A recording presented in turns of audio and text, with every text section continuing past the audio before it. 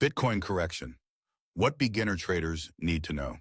And as a beginner trader, it's easy, and a beginner investor as well, it's easy to get overwhelmed and be frustrated, not understanding this, that both sides need their turn or there's no market, right? So we have to be okay with both of those things and just positioning to be on the right side.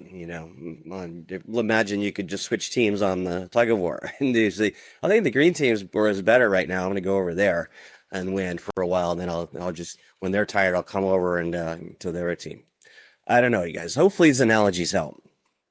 It took me a long time to really get comfortable with all that. So Bitcoin must hit 104K to repeat, Pat. So there's a chart here, and we'll get to that. Bitcoin is in the middle of a textbook correction phase after all-time highs. A lot of beginners and amateurs, there's just, I don't mean that in a derogatory way. I mean, we all start somewhere, but a lot of people are like, well, I don't understand. Well, I thought we were going to new all-time highs, and, we came out 124,000. What's happening? And, and that's what we're talking about here. Textbook correction after Bitcoin hits new all-time highs. And I have been saying, just as a reminder, that I think,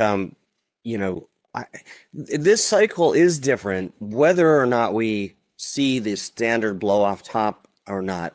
I'm hopeful that we instead stop seeing the pump and crash and more of the pump and corrective phase then go again, because we've seen that here a number of times. All of these bull flags essentially push to new highs, come down, consolidate, push to new highs, come down, consolidate, push to new highs.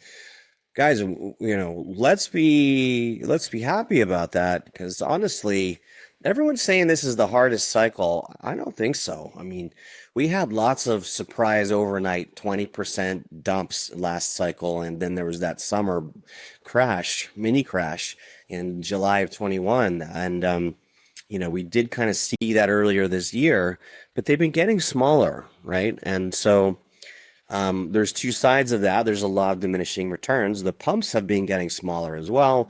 But if we can continue to chip away at this, and giving us swing trading opportunities, I'm okay with that. Our near-term targets are still 135K. And once we get into new all-time highs, so maybe we push to there and we have a corrective phase. And then we go to 150, and then who knows? I kind of went in a lot of directions there. Hopefully all that makes sense. Hey, this is Brett from Moonstream. If you'd like to learn more about our pro trading signals or our live classes every Wednesday or our Retire Rich program, go over to moonstream.io/start.